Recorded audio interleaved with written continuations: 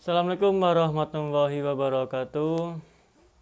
Pada hari ini saya Alkaf Rodiomo MA dan Mbak Rila sebagai kelompok yang akan mempresentasikan makalah kami yang berjudul pembelajaran jarak jauh atau daring.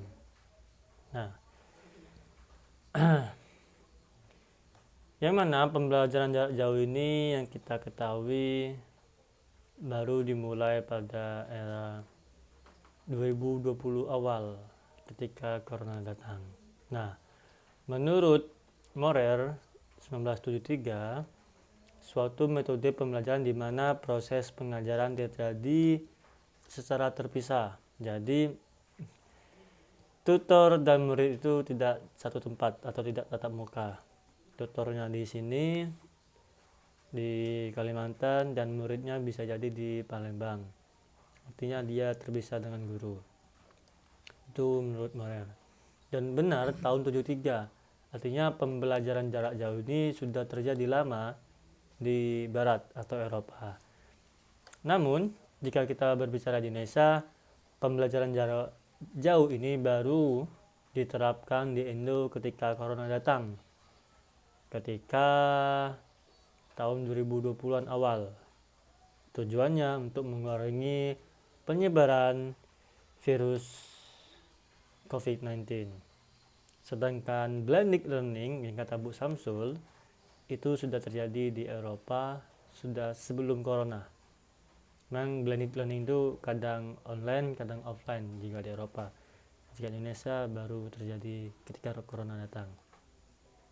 Nah, perubahan pola kegiatan belajar mengajar yang awalnya secara tatap muka dan harus diganti menjadi daring dengan model pembelajaran jarak jauh karena COVID-19 itu. Dan ini yang terbaik untuk kita agar kita tidak kena virus COVID-19.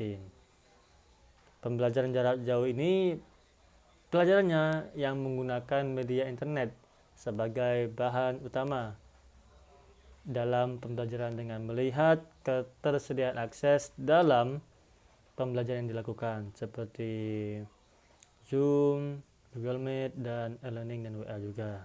Nah, teman-teman, penggunaan media internet ini juga dapat menggeser metode pembelajaran tradisional kita yang awalnya harus tatap muka dan sekarang bergeser menjadi jarak jauh.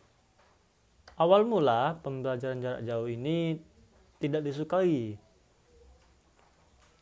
sama pelajar-pelajar yang sudah masuk kuliah lebih awal. Pelajar yang sudah merasakan kuliah offline, tiba-tiba di tengah semester mereka kuliah online, itu rata-rata tidak disukai. Apalagi mahasiswa-mahasiswa yang semester akhir yang katanya mau sidang, terus tiba-tiba pada waktu itu online, banyak mahasiswa yang tidak menyukai karena ada yang mengatakan tidak mempunyai kesan ketika sidang atau sempro melalui daring atau online seperti itu. Apalagi waktu wisuda online itu banyak tidak disukain. Namun lambat laun teman-teman, mahasiswa maupun siswa mulai terbiasa dengan pembelajaran jarak jauh dan bahkan bisa kita bilang lebih efektif dan efisien. Dan tentunya namanya pembelajaran pasti ada tantangannya tersendiri. Maupun daring atau luring, semuanya memiliki tantangan. Nah, slide selanjutnya yakni tantangan pembelajaran jarak jauh. Yang kita ketahui teman-teman, hidup ini memang penuh dengan tantangan. Tidak ada masalah apapun tanpa tantangannya tersendiri. Baik dia luring maupun daring tentu punya tantangan tersendiri. Namun pada kasus ini kami akan menjelaskan tantangan pembelajaran jarak jauh, bukan tantangan tatap muka. Nah, ada beberapa poin yang akan kami sampaikan. Yang pertama yakni lebih variatif dan kreatif. Ini tantangannya. Kita sebagai guru di masa pandemik ini selalu dituntut untuk lebih variatif dan kreatif. Karena jika kita menggunakan metode yang monoton, ceramah terus, pasti siswa-siswa akan merasa bosan dan mengantuk. Seperti itu. Nah, pertanyaannya bagaimana agar tidak monoton? Seperti itu ya, pasti ada pertanyaan. Nah, kita bisa mencoba memberi video sebelum memulai pelajaran. Kita beri video bentar, 2 menit atau 3 menit, terus kita minta pendapat bagaimana isi video tersebut. Contohnya, misalkan tentang berkelakuan baik. Kita bisa menampilkan video di YouTube sebelum mulai presentasi, terus siswa-siswa menonton dan memberi pendapat tentang video tersebut, bagaimana perilaku baik dan buruk yang mereka tangkap, seperti itu. Apalagi untuk guru SD dan TK memang harus lebih ekstra kreatif, karena yang kita ketahui guru SD atau siswa-siswa SD itu tidak bisa digunakan dengan metode-metode ceramah. Dan yang kedua yakni mengatasi rasa bosan. Nah, selama proses kegiatan pembelajaran di masa pandemik, siswa lebih mudah merasa bosan dan jenuh dikarenakan aktivitasnya yang monoton seperti yang saya bilang tadi, sampai dengan terlalu lama menghadap gadget atau laptop, tugas yang terlalu banyak, itu yang membuat mahasiswa atau siswa kadang merasa jenuh dan bosan. Karena kita ketahui jika kita belajar dari pagi sampai siang, mungkin memang daring ini tidak terlalu capek dalam fisik, karena mungkin kita hanya duduk dan mendengar. Namun, walaupun kita hanya duduk, itu tetap juga jenuh dan capek teman-teman, karena mata kita melihat gadget dan laptop hampir sepanjang hari, itu juga melelahkan. Nah, bagaimana cara mengatasi rasa bosan tersebut? Seorang guru dituntut untuk melihat skenario yang matang dan tidak hanya menggunakan metode ceramah, namun boleh juga dengan metode tanya jawab dan kuis, agar mempunyai interaksi dengan murid, agar juga muridnya merasa terlibatkan, tidak hanya mendengar apa yang kita katakan. Karena yang kita ketahui, sesuai kurikulum baru ini, guru tidak dianjurkan berbicara terlalu banyak, namun kita dianjurkan untuk membiarkan murid yang berbicara dan memahami pelajarannya, seperti itu. Yang ketiga yakni manajemen waktu. Ini tantangan yang sangat sulit bagi kita. Oleh karena itu, pembelajaran jarak jauh ini juga memiliki tantangan yang sama sebenarnya. Tantangan sama dengan tantangan luring, yakni manajemen waktu. Karena dalam pembelajaran jarak jauh, justru tantangan untuk mengatur waktu sangat teruji, teman-teman. Jika seseorang tidak dapat mengatur waktu dengan baik, mereka akan tidak bisa mengerjakan tugas dengan maksimal. Karena dengan belajar jarak jauh, terkadang seseorang itu meremehkan waktu. Karena kita mempunyai waktu luang yang cukup banyak dan hanya berdiam diri di rumah, itu terkadang kita meremehkan, lebih main HP, main game atau guling-gulingan. Akhirnya waktu kita terlalaikan dan manajemen waktu kurang maksimal. Ini tantangan. Alangkah baiknya kita bisa maksimal waktu untuk mengerjakan tugas dengan baik dan benar. Dan juga yang terakhir ini tantangannya, yakni subsidi kuota. Ini sebenarnya cukup berat. Nah, pengalaman kita sendiri selama 1 semester kemarin, subsidi kuota ini kita dapat hanya sekali dari pemerintah. Ya, tantangan kita untuk mencari kuota sendiri atau beli, seperti itu. Kalau saya pribadi menghabiskan kuota itu kalau dalam 1 bulan mungkin 100.000 sampai lebih lah untuk kuota Zoom tersebut. Nah, slide selanjutnya teman-teman, yakni dampak dari daring. Ya, suatu hal itu pasti ada dampaknya, baik itu positif maupun negatif. Semua hal itu mempunyai dampak positif dan negatifnya. Namun pada hari ini kita akan membahas dampak positifnya dulu dari daring. Ada beberapa poin yang akan saya jelaskan, yakni pertama, ini dampak positifnya meminimalisir dan mengurangi laju penyebaran COVID-19. Ini positif dari daring. Walaupun terkadang siswa itu jengkel belajar daring, katanya membosankan, namun jangan egois teman-teman. Ini adalah salah satu cara untuk menghindari penyebaran COVID-19. Inilah yang terbaik untuk kita belajar jarak jauh agar virus-virus COVID-19 tidak tersebar dengan luas, seperti itu. Dan juga tidak cuma mengancam nyawa orang lain jika kita memaksakan untuk kuliah offline, namun juga mengancam nyawa kita dan juga keluarga kita, keluarga terdekat, seperti itu.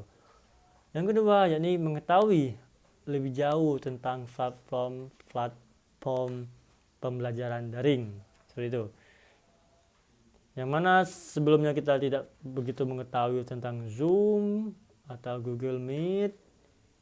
Dengan adanya daring ini kita bisa mengetahui dan bisa memakai dengan baik Zoom dan Google Meet. Yang dulu ketika ada seminar kita harus pergi ke suatu daerah dan mengeluarkan ongkos yang cukup besar. Namun sekarang ketika kita sudah bisa menggunakan platform pembelajaran jarak jauh, kita bisa membuat seminar dan orang-orang lain bisa menjangkaunya dengan lebih mudah. Cukup join Zoom tanpa mengeluarkan biaya yang cukup banyak, seperti itu teman-teman. Dan juga untuk internet ini sebenarnya sudah tidak asing lagi bagi kita, baik orang dewasa maupun anak kecil. Nah, yang mana kita ketahui sekarang banyak sekali anak-anak kecil itu bahkan umur 3 tahun, 4 tahun jika diberi HP mereka sudah bisa membuka YouTube dengan diri mereka sendiri. Dan yang ketiga yakni waktu pembelajarannya dianggap lebih variatif dan fleksibel. Ini dapat dilakukan di mana saja dan kapan saja. Itu salah satu dampak positif daring. Sangat fleksibel. Ketika dosen kita berada di Malang, kita berada di Palembang, kita juga bisa ikut kelas tanpa masalah. Kapanpun, dimanapun, asalkan ada internet, semuanya berjalan dengan lancar. Dan juga biasanya ketika ada kelas luring atau kelas tatap muka, kelas malam itu ditakutkan. Pengalaman saya waktu S1 dulu, ketika ada kelas malam itu biasanya selalu dihindari oleh kaum perempuan, karena katanya ketika balik mereka mengalami kesulitan, takut ada begal. Tapi ketika ada daring, mau kelas malam, kelas pagi, semuanya bisa, karena tidak ada lagi yang harus pulang malam seperti jam 9 atau jam 10. Nah, terus yang poin selanjutnya yakni merekam penjelasan materi dari guru atau dosen. Yang dilakukan secara daring ini dapat merekam atau menonton berulang-ulang kali dari rekaman-rekaman dosen ditonton oleh mahasiswa.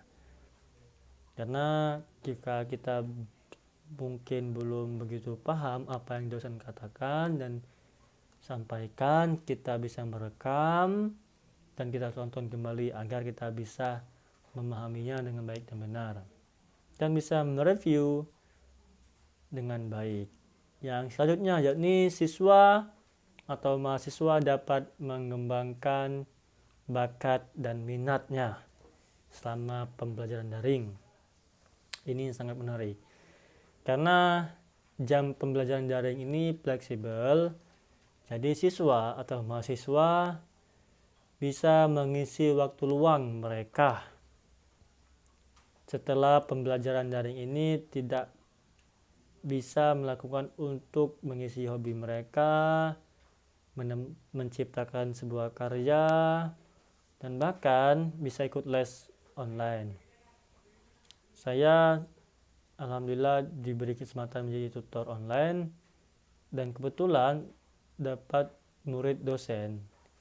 Dan dosen tersebut belajar bahasa Inggris. Minat dosen tersebut, beliau itu belajar bahasa Inggris, mengisi waktu luang. Artinya daring ini bisa membuat kita lebih mendalami minat kita karena kita memiliki waktu luang yang cukup banyak. Seperti itu. Karena waktu luang jika dimanfaatkan dengan hal positif, itu akan berdampak benar-benar positif, seperti mendalami minat kita, menggali hobi kita. Dan poin selanjutnya yakni berkumpul dengan keluarga di rumah dan melakukan quality time bersama keluarga. Yang biasanya anak rantau itu kumpul dengan keluarga jarang. Misalkan anak Papua atau anak Kalimantan kuliah di Malang, ketika pembelajaran tatap muka itu jarang balik karena kami memikirkan ongkos yang cukup mahal. Namun dengan adanya daring, kita bisa balik atau pulang kampung dengan gampang, dan juga kita mempunyai waktu yang banyak bersama keluarga ketika kita sudah sampai di rumah karena kuliahan dilakukan dengan daring. Dan juga mahasiswa, kalau jika kita berbicara mahasiswa, ini dampaknya banyak sekali. Biasanya mahasiswa itu ngekos dan makan di luar. Ketika daring, kita bisa tidur di rumah orang tua dan makan pun bersama orang tua. Tentu ini jauh lebih hemat daripada kita belajar tatap muka. Kosnya mahal, makan juga mahal. Ketika di rumah ada orang tua yang bisa membantu. Dan bahkan teman-teman, bahkan jika kita benar-benar memanfaatkan daring ini dengan baik, kita bisa sambil kerja, maupun kerja tutor online atau guru honor. Setidaknya kita dapat menolong orang tua kita dengan sedikit dari pekerjaan kita, seperti itu, untuk meringankan beban orang tua dan membantu ekonomi orang tua. Dan yang terakhir yakni pembelajaran daring dapat menumbuhkan kemandirian untuk siswa maupun mahasiswa, seperti ketika kita dapat tugas kita mengerjakan sendiri, karena jika kita ingin bekerja kelompok tidak bisa, teman kita tidak satu kampung dengan kita. Ya, kita sebagai mahasiswa mau tidak mau harus mengerjakan tugas dengan sendiri, dan itu meningkatkan kemandirian kita. Kita berbicara tentang mahasiswa ya, mahasiswa SMP atau SMA. Jika kita berbicara tentang SD atau TK, tentu ini belum cukup mandiri karena memang TK atau SD itu membutuhkan bimbingan orang tua dan guru. Dan ini slide terakhir, dampak negatif daring atau pembelajaran jarak jauh. Selain ada dampak positif, teman-teman, metode pembelajaran daring juga memiliki dampak negatif. Seperti yang saya katakan, selalu ada hal positif dan hal negatif. Seperti itu. Yang pertama yakni negatifnya, banyak siswa yang mengalami kecemasan berlebihan atau stres karena pembelajaran daring ini. Terlalu cemas akan tugas, itu salah satunya yang diberikan oleh guru kita. Dan juga memiliki hambatan seteknis seperti kendala koneksi internet dalam proses pembelajaran daring, yang kadang internetnya tidak stabil dan terjadilah keluar masuk Zoom. Kadang kita tidak mendengarkan apa yang disampaikan oleh dosen dikarenakan internet kita tidak stabil, jadi keluar masuk terus seperti itu. Hal-hal tersebutlah yang menyebabkan siswa merasa kekhawatiran yang berlebihan, apalagi tugas.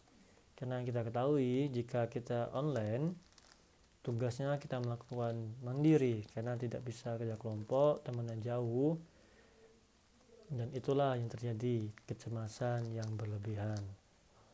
Yang kedua yakni menimbulkan rasa jenuh. Sebagian besar siswa mengakui bahwa pembelajaran daring ini menimbulkan rasa bosan atau rasa jenuh karena kegiatannya hanya di rumah. Akibat terlalu banyak tugas juga yang harus diselesaikan oleh siswa. Dan juga banyaknya materi yang harus dibaca dan dipahami, serta berbeda dengan melakukan pembelajaran luring atau pembelajaran tatap muka. Jika pembelajaran tatap muka, siswa tidak terlalu merasakan jenuh atau bosan karena siswa dapat kumpul-kumpul dengan teman-temannya seusai pembelajaran, atau ngopi bareng, ngopi bersama, atau diskusi bersama. Ada interaksi sama teman. Namun jika daring, ini cukup membosankan karena kita hanya dapat mengechat teman kita melalui WhatsApp. Kita bisa menghubungi teman kita cuma melalui aplikasi chat, tidak secara langsung, seperti itu. Dan yang ketiga yakni pengeluaran biaya lebih banyak dalam segi internet. Ini banyak sekali dikeluhkan sama mahasiswa atau siswa, yang mana seperti yang saya bilang, yang saya katakan di awal, kuota kita hanya disubsidikan sama pemerintah itu cuma sekali dalam satu semester. Kita sendiri yang merasakan dulu, dalam satu semester itu kita hanya diberi kuota dalam sekali, sedangkan kuota kita bisa habis beberapa giga dalam satu bulan, dan kuliah dilaksanakan dalam 4 bulan. Seperti Zoom yang berjam-jam, kita bisa bayangkan 1 MK aja dapat 1 jam lebih. Jika 4 MK itu bisa 4 jam lebih, bahkan 6 jam. Bisa bayangkan berapa gigabyte yang kita habiskan. Saya pribadi mungkin 100-200 untuk kuota, karena memang saya juga tinggal di desa. Jika menggunakan kartu SL yang lebih murah, tidak ada sinyal, jadi ada komsel, maka cukup menguras dompet untuk membeli kuota. Dalam segi kuota itu cukup boros. Dan selanjutnya yakni guru sulit mengontrol siswa karena jarak jauh. Guru sulit untuk memantau secara langsung apabila siswa ini masuk atau tidak, karena kan bisa off cam. Siswa ini menjalani pembelajaran dengan baik atau tidak, karena yang kita ketahui terkadang siswa atau mahasiswa suka off cam, jadi kita tidak tahu dia teman-teman ini sekedar join atau benar-benar mendengarkan. Itulah dampak negatifnya, sulit mengontrol siswa-siswanya dengan baik. Biasanya pada pembelajaran daring ini beberapa siswa ada yang menyalahgunakan handphone juga atau melalaikan tugas seperti bermain game online pada saat kelas online karena bisa di silent, bisa di mute. Guru tidak mengetahui siswa itu lagi apa, apakah lagi mendengarkan atau lagi main game.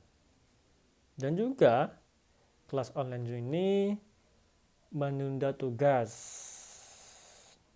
karena terlalu asik nonton YouTube, terkadang seperti itu.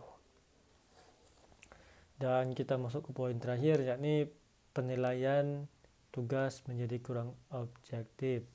Itu dikarenakan beberapa siswa ada yang hanya meminta jawaban dengan temannya lalu menyalin jawaban tersebut. Ini hanya terjadi jika soalnya sama seperti di kuis atau menunda tugas karena terlalu asik, yang seperti saya tadi kan yang saya katakan terlalu asik nonton YouTube, jadi mereka hanya meminta salinan tugas.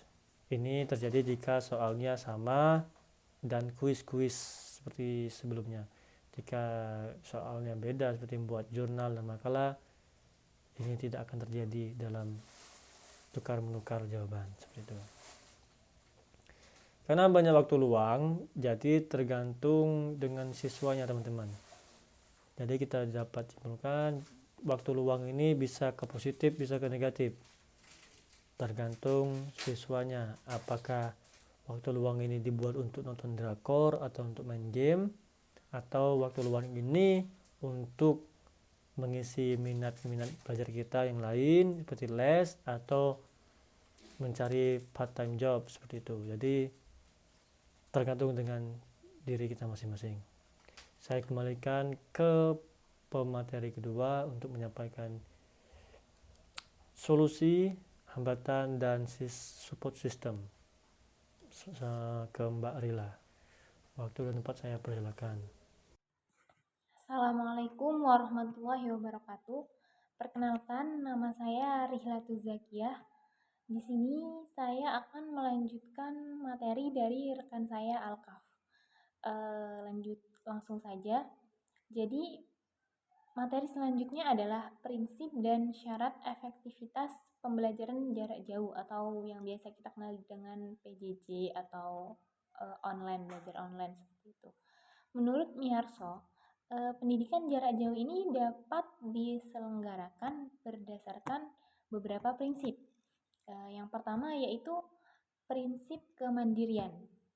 Prinsip kemandirian ini dapat diwujudkan dengan adanya kurikulum atau pembelajaran yang dapat dipelajari secara mandiri atau biasanya ada kurikulum independent learning. Di sini independent learning ini adalah belajar perorangan atau belajar kelompok atau bisa seperti kayak sebelum memulai pembelajaran kita itu belajar sendiri terlebih dahulu sebelum kita masuk ke dalam kelas kayak gitu. Terus yang kedua ini adalah prinsip kelulusan. Prinsip kelulusan ini adalah prinsip yang memungkinkan pembelajar untuk lebih fleksibel mengatur jadwal atau kegiatan belajar. Seperti mungkin bisa mengukur kemampuannya dengan mengikuti tugas-tugas sampai mana dia belajar dengan baik seperti itu. Terus yang ketiga ya ini adalah prinsip kesesuaian. Prinsip kesesuaian ini menunjukkan pada program belajar yang relevan dengan kebutuhan pembelajaran seperti kayak perkembangan yang terjadi saat ini, ilmu pengetahuan, teknologi seperti itu. Terus yang keempat yaitu adalah prinsip kebebasan. Prinsip kebebasan ini adalah sistem pendidikan yang dirancang demokratif. Jadi siapa saja itu bisa ikut di dalamnya seperti itu. Terus yang kelima yaitu adalah prinsip mobilitas. Nah, mobilitas ini adalah cara berpindah tempat sesuai dengan keadaan yang memungkinkan untuk terjadinya proses pembelajaran seperti itu. Dan yang terakhir adalah prinsip efisien. Nah, prinsip efisien ini bisa diwujudkan dengan pendayagunaan berbagai sumber daya manusia atau teknologi yang tersedia saat ini dengan seoptimal mungkin. Jadi, belajar itu bisa lebih efisien dan mudah seperti itu. Selanjutnya yaitu syarat. Jadi syarat utama agar pendidikan PJJ ini berhasil adalah anak harus siap untuk belajar dan sekolah siap untuk mendidik anak seperti itu. Jadi peserta didik itu harus memiliki media penghubung antara guru dengan peserta didik dengan bahan yang ajar, pendidik satu dengan yang lainnya, yaitu mungkin menggunakan seperti sekarang mungkin kita bisa punya gadget, bisa HP, kita bisa punya laptop, kita harus punya kuota seperti itu. Baik, selanjutnya yaitu hambatan dan solusi dalam pembelajaran jarak jauh. Berikut merupakan beberapa hambatan dalam pembelajaran jarak jauh, yaitu yang pertama, tidak semua siswa dapat memahami materi dengan baik. Jadi materi yang disampaikan melalui daring itu adalah beberapa hambatan yang menjadi pembelajaran ini tidak kondusif seperti itu. Karena di sini guru mendapat tantangan yang lebih karena harus membantu menerangkan ulang materi yang belum dipahami siswa dalam pembelajaran daring. Dan di sini tuh guru harus seperti memiliki strategi yang kreatif dalam menyampaikan materi agar siswa itu bisa paham dengan mudah apa yang guru katakan. Seperti itu. Terus yang kedua itu adanya keterbatasan kemampuan guru dalam melakukan metode pembelajaran daring. Karena sebagaimana kita tahu ada beberapa guru yang memang terbatas dalam memakai teknologi. Mungkin ada yang terlalu sepuh beliau sampai akhirnya ada yang belum bisa ya seperti terbatas dalam menggunakan metode untuk pembelajaran ini atau menggunakan teknologi seperti itu. Terus yang selanjutnya yaitu siswa menjadi kurang aktif dalam kelas dan cenderung jenuh gitu. Jadi saat kita terus-terusan natap laptop, lihat kayak gitu kan jadi bosen, capek. Terus apalagi kan banyak beberapa siswa pasti ada yang tidak on cam seperti itu. Jadi kan berefek membuat menjadi penghalang dalam pembelajaran jarak jauh ini. Terus selanjutnya itu masih ada beberapa siswa yang belum memiliki media komunikasi seperti ada beberapa yang emang belum punya handphone atau laptop untuk melakukan pembelajaran ini. Berarti biasanya mereka yang nggak punya laptop atau handphone ini kan biasanya masih harus pinjem ke orang tuanya. Sedangkan mungkin orang tuanya masih sibuk dan itu adalah hambatan di sini. Terus yang keenam yaitu siswa yang terbatas dengan jaringan atau koneksi internet. Mungkin yang rumahnya jauh atau dekat gunung, biasanya sinyal kan susah. Jadi di sini itu adalah hambatan-hambatan yang ada dalam pembelajaran ini.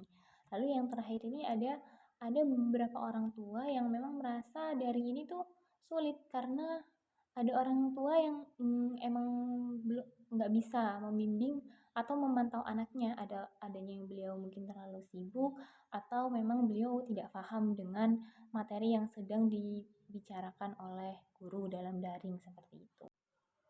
Selanjutnya yaitu solusi dalam pembelajaran daring.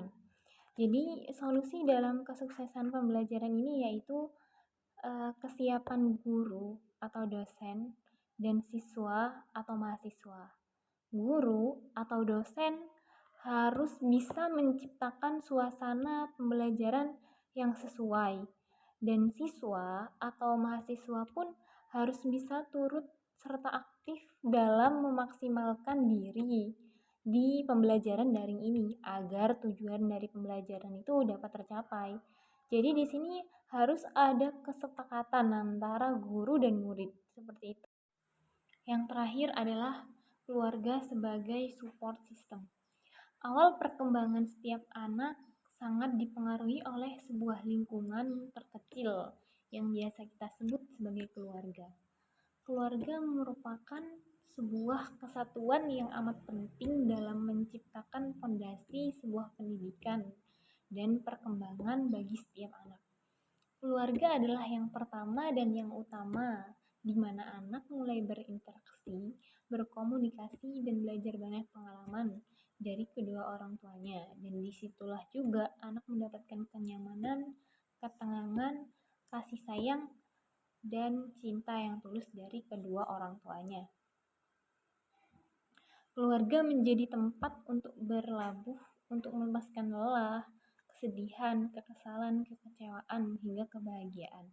Bahkan keluarga akan selalu mendengarkan setiap cerita dan memberikan motivasi terbaik, sehingga rasa percaya diri pun rasa percaya diri seorang anak pun akan kembali lagi setelah memulai keluh kesahnya terhadap keluarga. Jadi di sini kita akan menjelaskan beberapa fungsi keluarga menurut Jalaluddin. Nah, di sini ada 7 fungsi.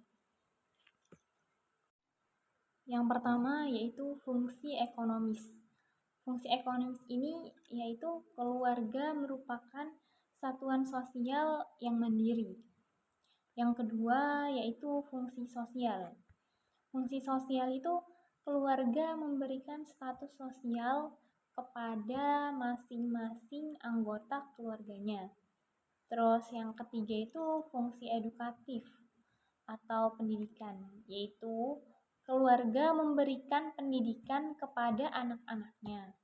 Nah, di sini keluarga berfungsi sebagai orang yang mendidik mulai dari awal masa pertumbuhan hingga terbentuknya pribadi anak. Anak itu dilahirkan tanpa bekal sosial, maka orang tua itu berkewajiban memberikan sosialisasi tentang nilai yang ada dalam masyarakat kepada anak-anaknya, sehingga anaknya itu dapat berpartisipasi dengan anggota keluarga lain dan bisa bersosialisasi di masyarakat kelak. Yang keempat yaitu fungsi proyektif.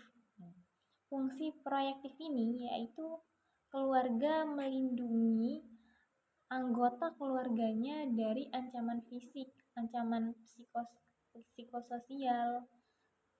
Nah, di sini maksudnya keluarga itu bertujuan melindungi anggota keluarganya dari bahaya yang mengancam keselamatan anggota keluarganya. Dan yang kelima yaitu fungsi religius. Nah, religius di sini adalah keluarga memberikan pengalaman keagamaan, memberi pengetahuan tentang keagamaan, dia beragama apa, seperti itu. Lalu yang keenam yaitu fungsi rekreatif. Nah, fungsi rekreatif ini keluarga merupakan pusat rekreasi kepada anggota keluarganya. Dan yang terakhir yaitu fungsi afeksi. Fungsi afeksi ini yaitu keluarga memberi kasih sayang dan melahirkan keturunan. Fungsi ini tuh memberikan kebutuhan akan kasih sayang dan rasa dicintai pada anggota keluarga satu sama lainnya, seperti itu. Demikian beberapa hal yang bisa kami sampaikan dalam presentasi kali ini. Saya mohon maaf sebesar-besarnya apabila masih banyak salah kata atau kekeliruan dalam penyampaian materi ini. Mungkin sekian dari kami. Wassalamualaikum warahmatullahi wabarakatuh.